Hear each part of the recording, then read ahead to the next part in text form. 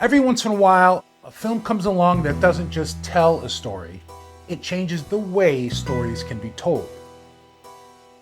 In 2009, Coraline did exactly that. It was spooky, beautiful, and a little unsettling. But more than anything, it was a technical and artistic marvel. The first stop-motion feature ever filmed entirely in true 3D, and the first to use 3D printing to literally give its characters a face. Every prop in Coraline was finished by hand, from hand-knitted sweaters and micro-tailored clothing to the scaled buildings and the complex fiber optic lighting rigs. It was a perfect marriage of artistry and technology, and it changed the future of stop-motion filmmaking. And what makes this episode even more special is that one of our own, Martin Meunier, helped make it happen. Martin created Coraline's groundbreaking facial animation system using cutting-edge industrial rapid prototyping technology, which gave animators unprecedented control over emotion and expression. And that work earned him an Academy Award. This is a remarkable artifact, and if you look at it long enough, you can almost see how a bit of movie wizardry gave Coraline her soul.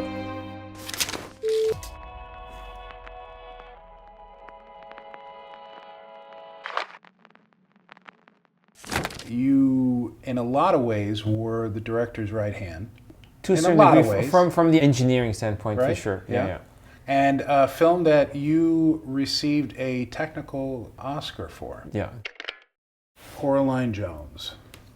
This is one of the stop-motion puppets. Yeah. One of many. They made numerous versions of Coraline and other puppets, didn't they? Yeah, all the different costumes. So there was a pajama Coraline, there was the blue sweater Coraline, there was a raincoat Coraline, a couple others. There was a pajama when she went outside with a vest. So there's quite a few. So each puppet, there's probably, maybe 16, 17, 18 Coralines. I can't remember, maybe more, because there were a lot of sets going on at the same time.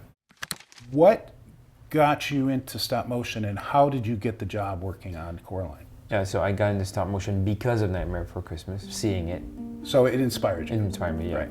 So then I went to San Francisco, connected with a team over there, and got a job at Skellington when they were working on James and Giant Peach. I started not at any high level. I started just doing faces, building faces for James from James and Giant Peach. There was 3 of us working in a little cubicle checking faces. We were nicknamed, the cubicle was nicknamed the Nerd Vat. The Nerd Vat. The Nerd Vat. For James, there was replacement faces for the spider. So the spider had a bunch of replacement faces. As opposed to mechanical faces. Mm-hmm. The mechanical ones had little silicone skins with little paddles underneath. So you could grab the paddle and move the skin and a little jaw. If you wanted to go from angry to surprised, in the middle of a line of dialogue, you had a transitional face. It couldn't go from angry to surprised continuously because you had to do a switch.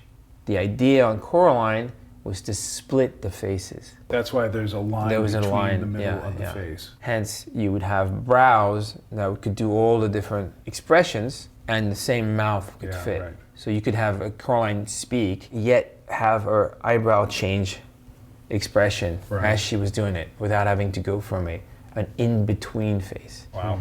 So at that early stage, were you thinking about the line that was going to be there and yes. what you were going to do with that? Yeah, that was a big deal because Henry and I were like, let's keep the line. And I was saying it's Coraline. So let's keep it. No one cares. It's cool. Yeah. Why don't you take the face off? Yeah, so you see, you just go like this, up. Oh, wow. And then you pull the face out. And so how is it connected in there to stay? So it has little magnets. Okay. So a bunch of little magnets right there. If you put a magnet in reverse. Oh, the reverse polarity? Yeah, they would push the face out. So the face out would pop out. So now look, we'll take the top face off. You don't have to be delicate. There we go. That's the top face. And this is the crazy thing on these faces. It's what took me a while to make. They have little, we called it the eye rig. So the little eyeballs, they can rotate in all directions, but they have little lids that are built underneath. They're built underneath, but the lids can lower down and they can change angle. And then the other thing we did is for the eye itself, it's got depth. There's a hole in it, and so you paint little black iris, and then you put some resin on top. You paint on top, and you put some more resin, so the eyeballs have depth. Yeah, there was a lot of innovation on that. A lot of innovation. Even John Lasseter, after he saw Coraline, he told me, he said, "Oh, it was the first time I could feel the emotion of the character in stop motion." Underneath the clothing there's a metal armature, right? It's just a skeleton. Right. And it's really like a real skeleton, but just with metal. She'll move exactly like a real character. The cool thing is with these puppets, they have to hold on one foot. So you have to be able to move it, and it has to be able to stand on one foot. Because when they walk, they're connecting through screws through the bottom of the feet. Yeah. So there are screw points on the bottom of the feet that allow it to touch the ground and hold it, so that the character can do things like this and reach over. Reach over and jump. And movement that would feel like it's moving to the next spot. Yeah. And even when he jumps and the feet are not connected to the ground, you can put a little armature in the back and you can hold it in midair. And then you erase that. So it can jump and then land. And after each shot, these went to the repair shop. There's so much more engineering that goes tons. into this than into, let's say, a Muppet-style puppet. And then the pants are real fabric. This is all real fabric. And all the fabric is built for the show. So it's scaled down. Yeah, it's scaled down. So it has to be sewn with very small needles. Yeah, there was a miniature sweater maker that made sweaters, that knitted miniature sweaters. I found somebody that was a miniature sweater knitter to do it. Look at the little dragonfly in the hair. If we made it plastic, it would break. It's so tiny. So we made them out of silver. So they're little silver dragonflies that are in the hair. Wow. Real silver? Yeah, real silver. Same for all the hands of the other mother. They were silver hands. As far as collecting goes, they're pretty rare. What happened to all the dozens of They other keep them at ones? Laika. They have them and they're in the vault over there with all their puppets. I feel very confident that this is a screen-used piece. That being said, I've never tried to match it. It would be very easy to check because all these little stars on the sweater, every sweater was different. They didn't have a pre-made pattern. So those stars, should be the fingerprint. The fingerprint in total. Over the years, I've been lucky enough to get to know a lot of people that worked on this film. And based on everything I've learned, I feel pretty confident that this puppet was used in production. But there's one little detail that always made me wonder. You see, this was Laika's very first feature film. And after the movie wrapped, Martin was doing everything he could to keep that incredible team together. So he came up with a plan. They take leftover parts from production, both used and unused, and build new puppets. And the plan for these Coraline puppets? Well, sell them to collectors as officially made Laika replicas. But you gotta wonder, did any of those replicas get resold as originals? What do you think the chances are that someone built an extra one and swapped it out? 0. 0? Knowing what we know about props and fakes, I don't think you can ever say the probability of anything is 0. And I know Martin usually feels the same way. That sweater is hand knit. It's those tiny little knitted sweater. Right. That's one of them. How would you get it on the body? You knit it on the body. Oh, really? Yeah, wow. I mean, it's knit, but it's formed around the body. And then it's attached. It's attached together. Oh, wow. Would the head stay with the body? The head, there could have been tons of different heads. The heads it could be in another scene. Those stars? Should be the fingerprint. The fingerprint in total. In almost every scene, the placement of the stars is a little different. And the shape of them too, right? Yeah, and the shape. Like and they're approximate the same position, but they're not perfect. Correct. If you look at this, like, tiny one right here, like, the cut of it is different. Yeah, and the angle is different too. Yeah. And then this one here is much bigger than the one there. Than the one here. Yeah, that absolutely it doesn't match at all. Mm-hmm. And also, what's different with that puppet, that is a different hairstyle. Those were the hairs that could move. Oh, okay. This is not a hair. No, this is a permanently done. Slightly, it's got a tiny bit of movement on the bottom, but these are the stationary hairs. That's why it's got all the fringes. But yeah, completely different pattern. Martin, you look a little nervous. Are you sweating? I got a phone call. I gotta go. No. We need to see if this thing's in the movie. I trust Martin as much as I trust anyone, but I can smell something here. This thing better match. Now, if you look at this star in the middle, and the way it's kind of cut, And it's got a tiny side nub there. And look at the one below it to the right. It's got a curve. The one here has It's got kind a of little a curve little right there. In stop motion animation, the puppets get touched a lot.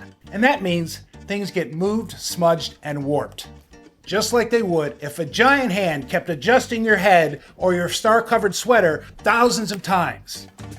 It feels, Dan, we've got all those stars, it feels like they're all matching. If 6 of these stars match up perfectly and a couple of them are like, oh, maybe not, like maybe they were re-glued. The way that this is cut right here, and like that I think is very, very close to what we're seeing on there. Yeah. Well, I mean, all the other ones, the 3 on the neck, and the 4 big ones, they all match. It clearly matches. That star that it looks like it's on the chest that's touching the one on the arm. Over here? Yeah, that one, I mean, it's even got the little cut in the corner at the top. I mean, it is definitely that star. It's that star, and it has that curvature. So this is a different scene. So it may have been filmed later. That little curvature right there, that little cut, that's on it. Right here. The star mid-stomach on the left-hand side. This one? Big one, yeah. That one looks like the wrong angle on here. Let's see. No, it's actually not. It's exactly the same. No, It is. It's a different angle. no, absolutely not. Look, it forms. And then the star below it seems further away on that one. I disagree as well. You barely looked at it. I mean, no, look at it. It's identical. You At the can't- angle. I think she is kind of slouched back if you look at the way the puppet is. No one wants this thing to screen match more than I do. But you know what's more important than being able to say I have a puppet used in the film? Knowing that I have a puppet used in the film. I'm not going to say something looks right when I know it looks wrong. Zoom Slightly into stained. the one that's like right here. Down here? Yeah, that's one. Yeah, so zoom into that one. It's coming up in the corner a little bit like that one is. It's detaching. Yeah, it's a little further off from there, but that looks like it's starting to detach. And then look at this that, one. Doesn't it? Look at that little curve right there. That little guy. Is that there? Yeah, that was upside down. This is it. Yeah, that's it. This is it. There's some things that are slightly different, but there's way too many stars that look correct for it not to be that. Do the stars align? The stars are align. aligned. If the analog details of what's going on in the puppet or the piece match up with what you're seeing on screen, those are always pretty good screen matches in my opinion. To make a puppet like that, the cost of it is astronomical. It requires like at least 15 to 20 different artisans. It's insane. It took us years to make this movie. The sweat and tears and pain, the sleepless nights, the anxiety, the amount of coffee that went into making this thing, it's like, it's a lot. Well, I'm certainly proud of my friend Martin, and he absolutely should be proud of this puppet. Like a lot of the people who worked on this film, getting the chance to make Coraline was the dream job they spent a lifetime waiting for. I just want to say one more thing. Like, there is one driving force behind all these puppets. One. Henry Selick? Yeah. Everything that you see here, he examined with a magnifying glass. He said, oh, this head is smaller than this one. And I was like, no, it's not. He said, yes, it is. And I was like, it's not. It's from the computer. How could it be smaller? Da, da, da. And I went back to my desk, all frustrated with my pair of calipers, and I measured it, and I had to go back and apologize. How much bigger? Like 0.01 inches, like just a hair. Talk about a good eye. And I was like, damn. I mean, for someone who deals in miniatures, you have to have a good eye. Yeah. Like, Yeah, you could have a stop motion animator come in here tomorrow and bring it back to life. Yeah, that would be awesome. Yeah. Well, there you have it. We've confirmed that this Coraline puppet is the real deal. A genuine artifact from one of the most innovative stop motion films ever made. Every expression, every movement, every thread was crafted by hand. Hundreds of artists working frame by frame to breathe life into something that shouldn't, by any logical measure, be alive. Understanding how this puppet was built, how new technology and old school handmade art came together, gives us a whole new appreciation for the film's deeper magic. It reminds us that Coraline isn't just a piece of entertainment. It's a communal act of creation, a collaboration of imagination, precision, and passion that quite literally gave its characters a soul. Maybe that's what makes Coraline so haunting. Not just what we see on screen, but what we feel behind it. The fingerprints of hundreds of artists working together to make something truly alive. Something that will live in our hearts forever.